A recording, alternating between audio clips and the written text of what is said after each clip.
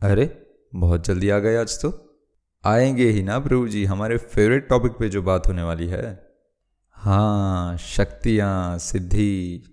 हर किसी को जानना है कि शक्तियाँ क्या सच में होती है, और अगर होती है तो काम कैसे करती है, और काम करती है तो हम कैसे पा सकते हैं ऐसी शक्तियाँ। धैर्य रखे, सारे जवाब मिलेंगे। बस आप जुड़े रहिए एजुकेशन से। हम आपको उन प्रश्नों के भी जवाब देंगे जिसके बारे में आपने कभी सोचा भी नहीं होगा कि इसके जवाब कभी कोई दे भी सकता है। और तो और हम आपको उन प्रश्नों के जवाब भी देंगे जो कभी आपको हुए ही नहीं और शायद कभी होंगे भी नहीं। तो आज का टॉपिक है हनुमान जी के साइज बदलने का साइंटिफिक फॉर्मूला।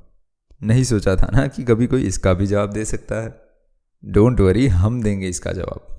तो आपकी जिज्ञासा का मान रखते हुए और भगवान कृष्ण, अर्जुन, व्यासदेव, माता सरस्वती और हमारे गुरु परंपरा को याद करते हुए शुरू करते हैं।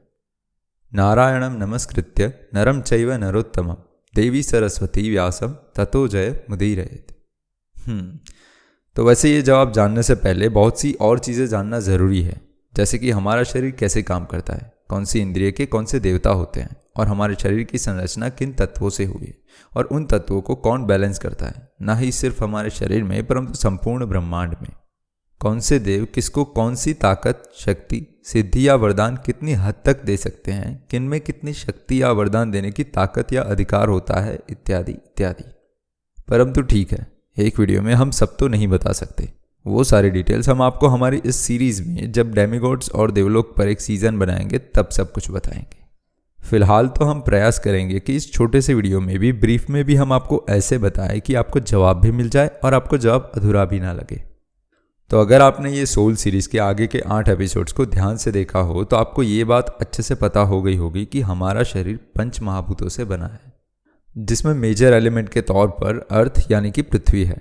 और यहाँ पर पृथ्वी का मतलब होता है सारे सॉलिड घन पदार्थ, क्योंकि वे सब पृथ्वी से ही आए हैं। तो हमारा शरीर मेजरली अर्थ से बना है और बाकी के 4 एलिमेंट्स उसमें माइनर क्वांटिटी और सुषुप्त अवस्था में रहते हैं। जैसे जैसे तत्वों की हायरार्की में आप नीचे जाते जाओगे वैसे वैसे तत्वों की सूक्ष्मता बढ़ती जाती है। जैसे कि मेजरली हमारा शरीर अर्थ से बना है, परंतु उसमें ब्लड, मॉइस्चर और अलग अलग द्रव्यों के स्वरूप में जल भी छिपा रहता है, और उस जल के भी बीच में वायु छिपा रहता है जो कि पूरे शरीर में व्याप्त रहता है।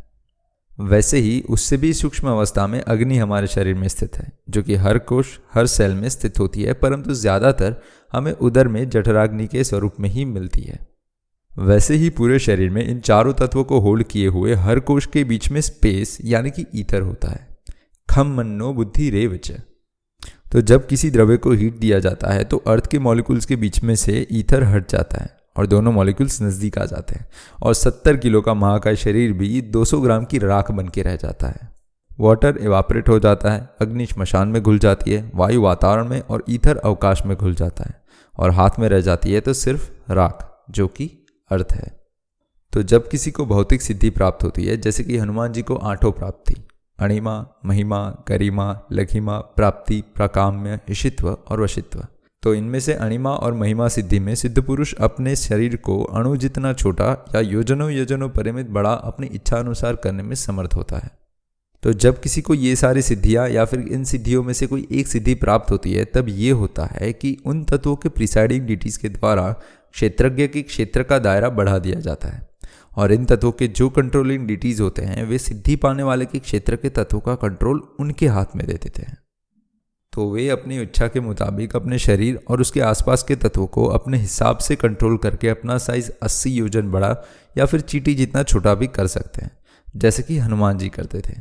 वैसे ही अलग अलग सिद्धियाँ काम करती है, और सिद्ध पुरुष अपने आप को पहाड़ जितना भारी या पंख जितना हल्का भी कर लेता है, जिसकी मदद से सिद्ध पुरुष आसानी से पानी पे भी चल लेते हैं। तो ये तो सब भौतिक सिद्धियाँ हैं, जो कि पाने के लिए लोग हज़ारों हज़ारों साल तक वैसे ही तप करते हैं, जैसे हमारे यहाँ बच्चे यूपीएससी जीपीएससी पास करने के लिए करते हैं। परंतु आखिर में बड़ी बड़ी पोस्ट एडमिशन उनको मिल जाता है जिनको अथॉरिटीज़ के साथ पर्सनल कनेक्शन होता है।